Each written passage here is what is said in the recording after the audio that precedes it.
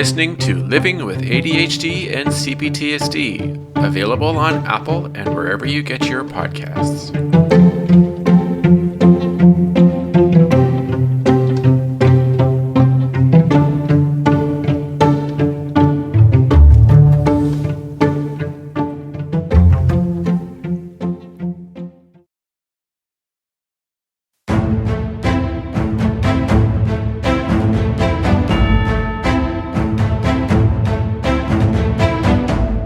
Hello everybody and welcome to another episode of Living with ADHD and CPTSD.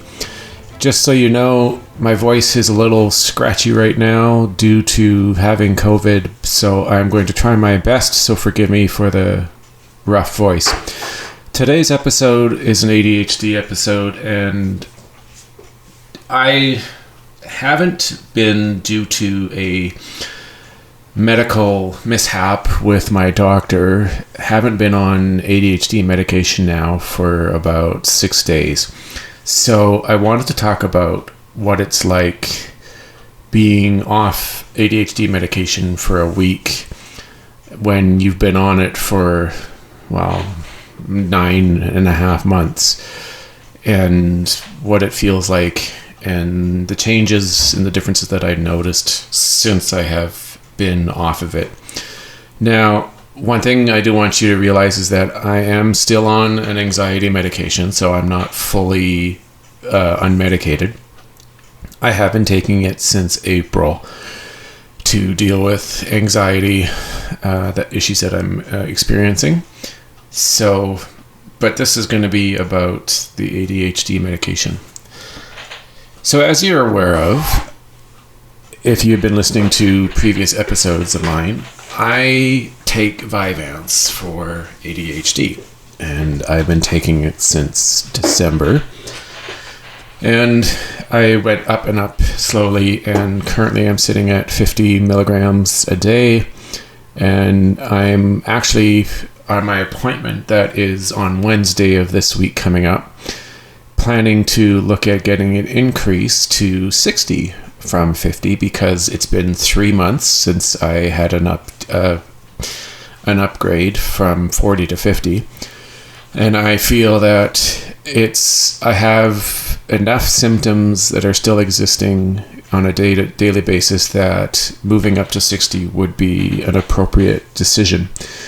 The only thing that I'm needing to confirm and check is to see if my anxiety medication stays at 10 or goes up. That's not up to me to decide. I honestly don't know what I want to do. I'm not even sure if I want to go up or just stay at 10. I guess I'll discuss that with my doctor when the time comes. So, last week, I had an appointment for my doctor on the Wednesday. And unbeknownst to me, when I called the number that I had been calling in the past to make appointments, and it didn't even occur to me that there was a different person on the end of when I called, and because the office that I go to has Asian women that are the receptionists, so they have like an Asian or an Oriental accent when they speak. And this lady had like a Canadian American voice, and so it was completely different. And I didn't think anything of it. I thought it was just a different receptionist for the day. And I made the appointment, and neither the lady on the phone or myself confirmed the location for the appointment. And because the doctor's office is traditionally open on Wednesdays till 1 p.m., which is not exactly a lot of time, but no, that's just the way the doctor's office goes. It was made for Wednesday at 4 p.m. And I was like, oh, okay, so they're open later now. And I'm like, great, excellent. And I arrived at the office and noticed there were no vehicles, no lights on, nothing. And I'm going, uh-oh. Did I get the wrong place somehow?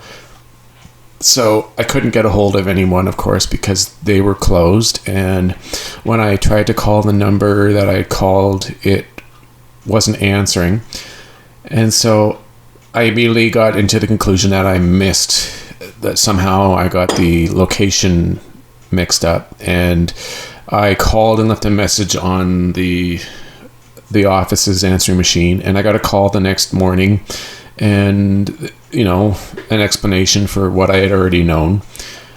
And the problem was that he was booked all the way to September 28th, and I really couldn't do anything. I tried to see if I could get an approval for a week's worth of ADHD medication, but because it's a narcotic and a controlled substance, he can't just do that. I have to see him in person in order to get the prescription done.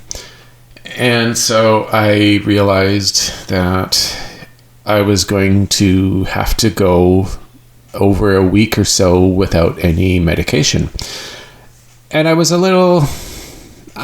wasn't sure. I was kind of nervous because I had been off of it for a couple days because I ran out, and unfortunately I wasn't able to get an appointment, but it was only a couple days, so it wasn't like the length of time that I'm currently on.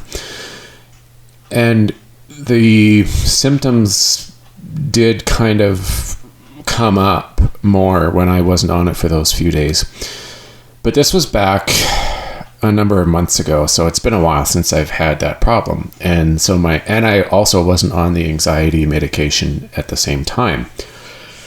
So the changes that my body and my mind have gone through since that time have been significantly different.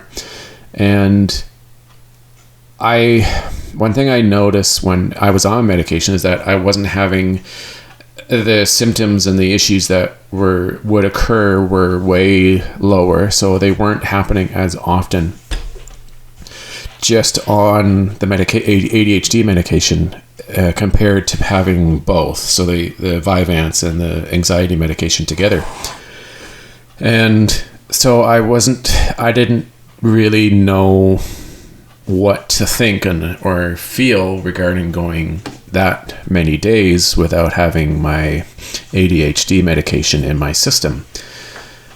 And when I started, like the first day or two was a weekend, so I didn't, I'm not doing much, I'm not working, so wasn't any kind of notice or any sort of changes that I could tell at all.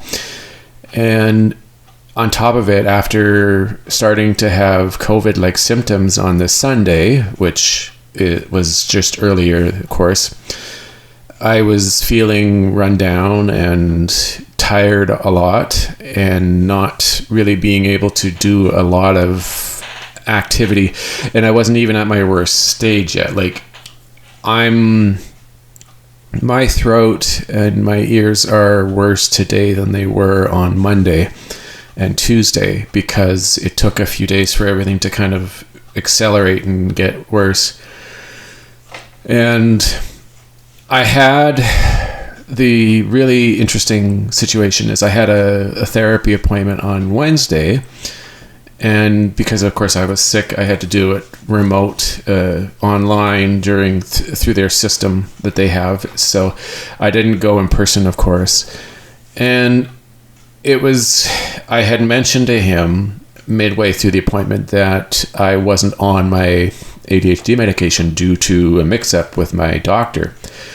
And he was surprised because the way I was conversing with him and my focus and everything, and my ability to stay within the conversation was really good. Like it was almost like as if I had never been on ADHD medication ever. And we got near the end of the conversation before the session was over, and he was complimenting me on how easy it was for me to do the work and the instructions that he was giving me, because I was doing some examples of grounding techniques to help with my emotional regulation issues. And he mentioned that I was able to do all this, and despite the fact that I hadn't been on the ADHD medication for a number of days. And I thought to myself, I'm thinking, yeah, it's quite something. And I didn't know what to think.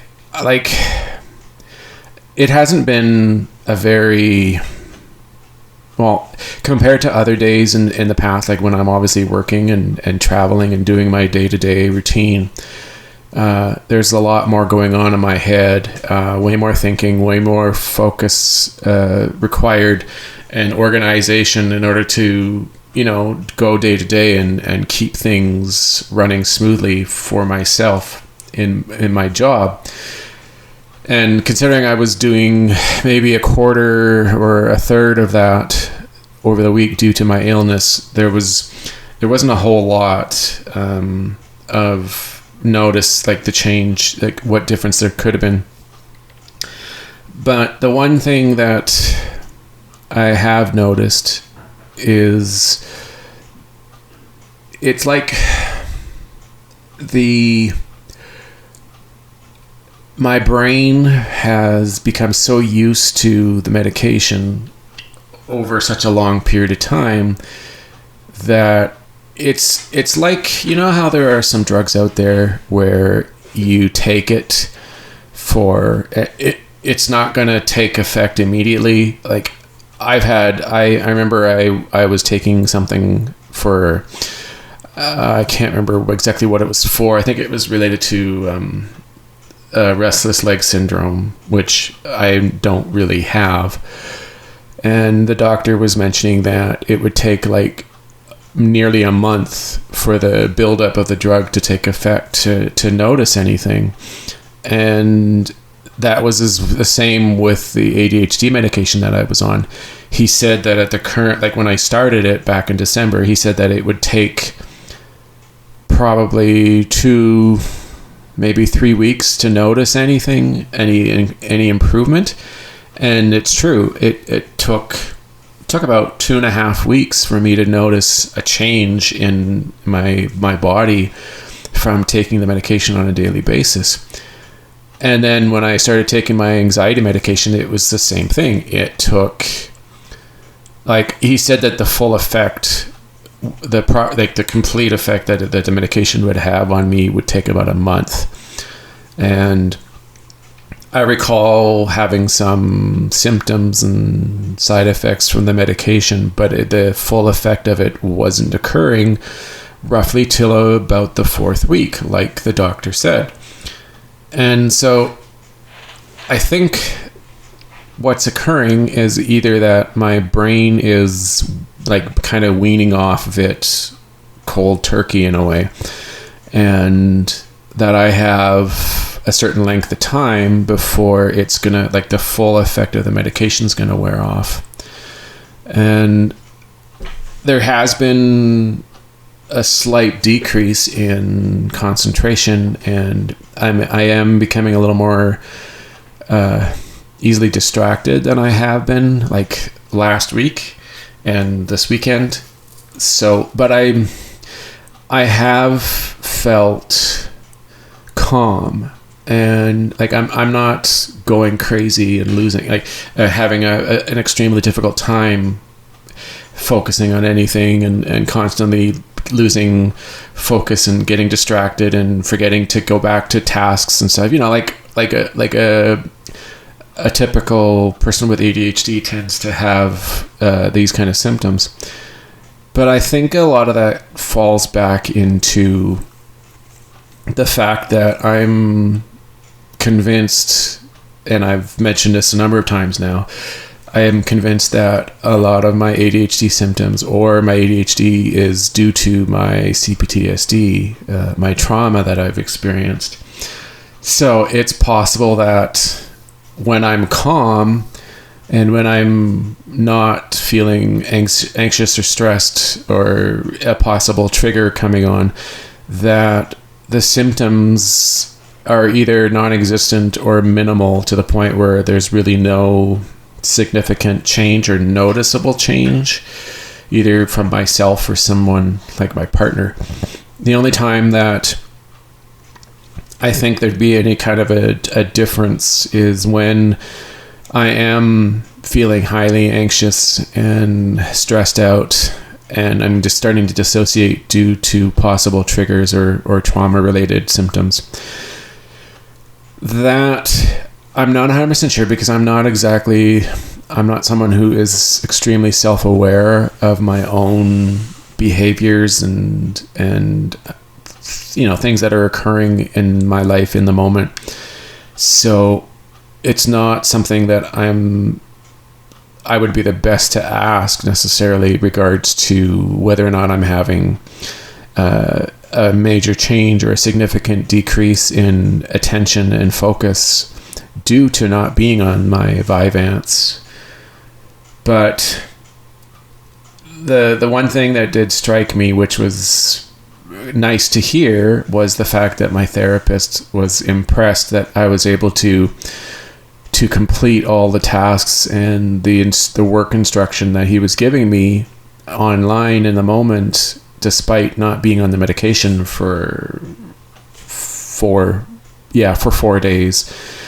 And that was impressive. And it made me feel really good, because it was something that maybe is starting to kind of, further enforce the fact that my ADHD is more CPTSD related rather than genetic.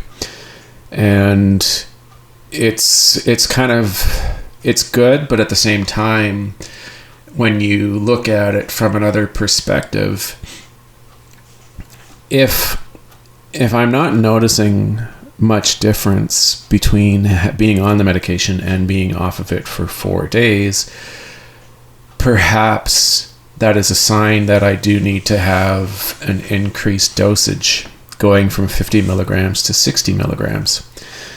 Maybe that's something that needs to be done, and I could present this to my doctor, who's the one that prescribes and approves the increases. Because if you think about it, let's say you aren't able to get a prescription because whatever reason you can't afford it, or your doctor doesn't want to give it to you anymore, or you lose it, and it's not as simple as just going back to your pharmacist and saying, "Oh, I lost my medication." They're not going to provide you with more. Doesn't work that way. If that was the case, then you should be experiencing significant changes in your behavior.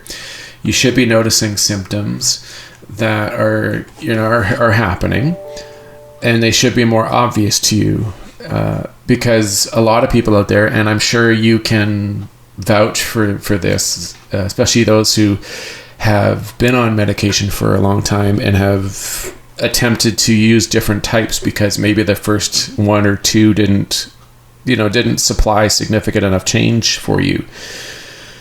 And when you're off of it, you're really noticing the symptoms and the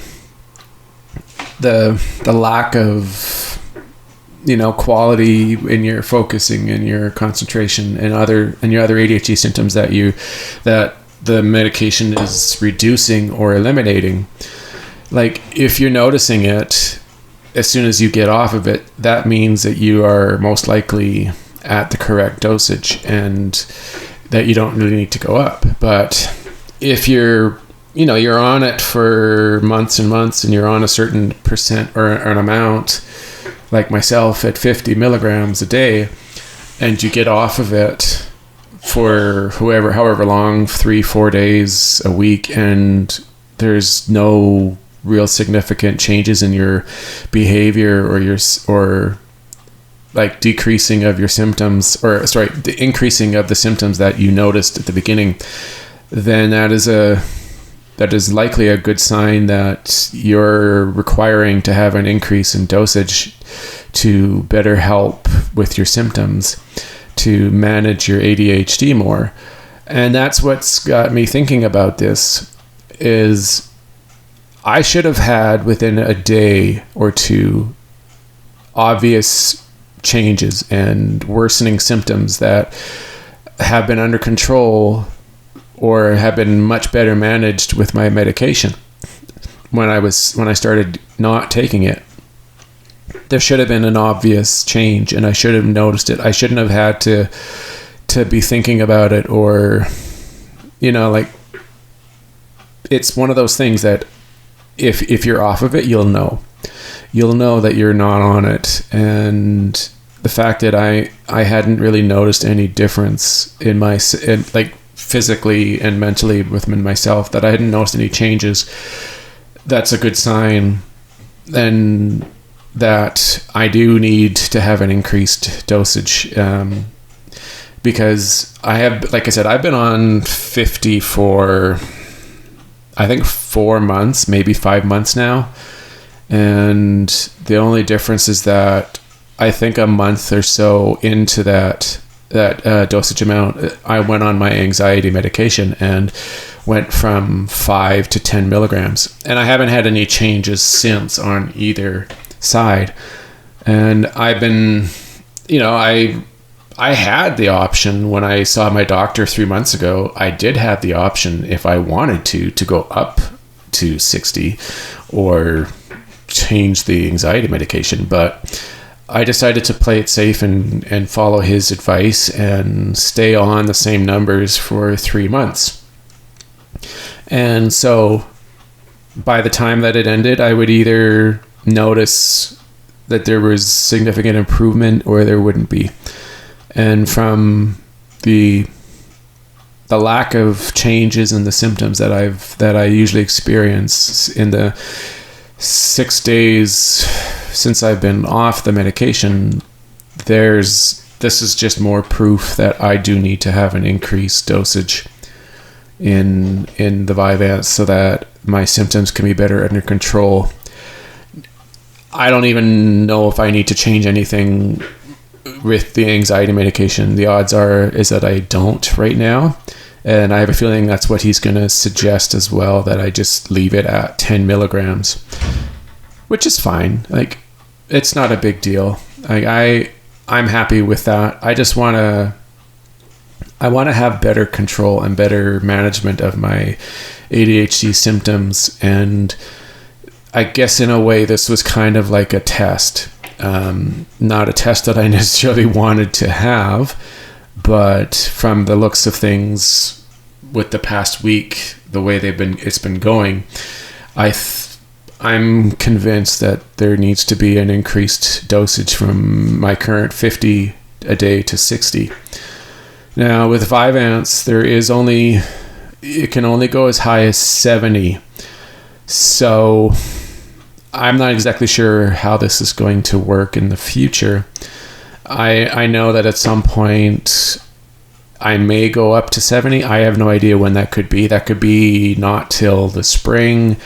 It all depends on how it works with my system and the progress that I make with controlling and maintaining my ADHD symptoms here. I guess we'll find out. But after that, I don't know. Do I switch to something else? Like if I need to go up, like if I just find out that the medication at 70 milligrams at some day isn't helping as much as it should, am I going to have to change medication? And that means starting with something new and different. And now there's a whole bunch of unknown, possibilities. I could have side effects that are not comfortable. It may not help. There's all sorts of questions that come up. And I know that a lot of you out there likely have the same experiences switching to a different medication and wondering if it's going to do any good for you, like if it's going to help you maintain and reduce your symptoms, or if it's just going to make you feel physically crappy, or maybe brain fog will increase because of the medication isn't the right mix for your brain's physiology. That's a possibility, and the only way to know, unfortunately, is to start trying it and start using the medication and seeing what happens.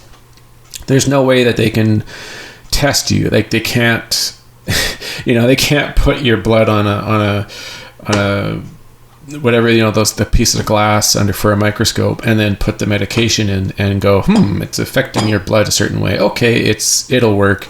Or no, that's not the right thing. It's not going to work. It doesn't work that way because it isn't quite that simple, right? Because the medication affects the brain. It runs through the blood and it goes past the brain barrier and into the mind, and it changes the chemical balance in your brain to help and reduce the symptoms. But I think the only way that they could possibly test outside of having the medication in the human body is to have like a brain sample, and they'll never obviously do that unless someday in the future they can, without going into your head like in Star Trek, beaming out a small tiny piece of your brain that won't affect you, and doing the test and then putting it back or something. We're talking science fiction and just a lot of theory and wishful thinking here. But yeah, taking the medication and seeing after a week or 2 weeks or however long what kind of effect it has on your brain and your body is the only way at this point to know whether or not the medication works. I'm quite glad that I've been able to have the access to it and the ease of getting medication even before I was officially diagnosed with an attentive ADHD. Because I realize that there are a lot of people out there in different countries and even different provinces in Canada, because as you're aware of, I am a Canadian citizen. Not everybody has the same access and the same type of medication for their own symptoms. Like some of you struggle, like especially those who are living in the United Kingdom. The fact that it's a national health service and just getting an appointment and then getting approval for a drug. And I believe, now correct me if I'm wrong, but I believe the medication in Britain is Adderall. I could be way off. I apologize if that's wrong. You can let me know. You can write back or comment or whatever to tell me. But yeah, it's too bad that not everybody has the same access and choice for ADHD care, psychologists or psychiatrists. Some people, they have to get an approval for medication from a psychiatrist. It's not as simple as just going to your doctor. And some people, it seems like a struggle just to get an appointment to see if you have ADHD. Like I've explained in previous episodes of my first season, I had a 4.5 month wait to get my assessment done. And I was very fortunate to be able to have medication before I was assessed, because my doctor saw and realized that the symptoms that I were experiencing were legitimate for ADHD. And I know that there are a lot of people out there in different countries who the wait time to get an ADHD diagnosis is not a short period. And if they want to get it done privately, it costs a lot of money. It's not a cheap thing to do in a private medical system or private healthcare. And then until you get that diagnosis and the paperwork, you don't have the ability to get any medication. You have to get it prescribed through the psychiatrist who does the assessment for you. And that's, sadly, that is the way it is for a lot of people out there. And that's just for those who even have any ability to get some kind of assessment done. There are a lot of people out there in other countries who don't have mental health support. Mental health and mental illness is shunned and looked down upon. and they don't have the same rights and freedoms and abilities that neurotypicals have, because their government either doesn't think that people who have mental illnesses have the same rights or freedoms that a neurotypical has. It's really unfortunate that that's the way it is for a lot of people out there. So I realize how fortunate I am, and my main goal of this episode really was just to express that medication does help, but it's not the be all end all to, dealing with your ADHD and improving your symptoms and improving your life, your quality of life. But if you are fortunate enough to get access to a proper psychiatrist and get an assessment and get the correct choice of medication, then I'm happy for those who can, and I feel sad for those who aren't able to get it due to whatever circumstance that they are in. And I wish it was as simple as just being able to go to another country and get the diagnosis and medication. It's not that easy for a lot of people, unfortunately, due to legal laws and restrictions on narcotics. So hopefully someday that'll change for those who are less fortunate and not able to get a diagnosis as easy as people like ourselves in Canada and the United States and UK and some other countries out there who do have good healthcare and good mental support through psychiatrists and psychologists. All right, everyone, that's it for today. I hope that this was an enjoyable episode. If you would like to support my show, I am now on Patreon. You can look me up. It's Living with ADHD and CPTSD. You can become a member. You can also become part of my loyalty membership, where you can get merchandise every 3 months, and it supports the show and keeps this podcast going strong and allows me to provide more episodes to you, the audience. You can also, if you decide you can donate, you can go to ko-fi.com, ko-fi.com/livingwithadhdandcptsd and CPTSD, and you can make a donation there. You can also become a subscriber through Apple Podcasts and get early access to all shows. You can also contact me if you have a question or a suggestion for an episode, or you just want to talk. You can contact me at Twitter. My handle is at ADHD and CPTSD. You can email me. The address is livingwithadhdandcptsd and cptsd@gmail.com. And of course, there's also my website, livingwithadhdandcptsd.ca. All right, that's it for now. Stay tuned for the CPTSD episode the next day, and I will talk to you next week. Bye, everyone.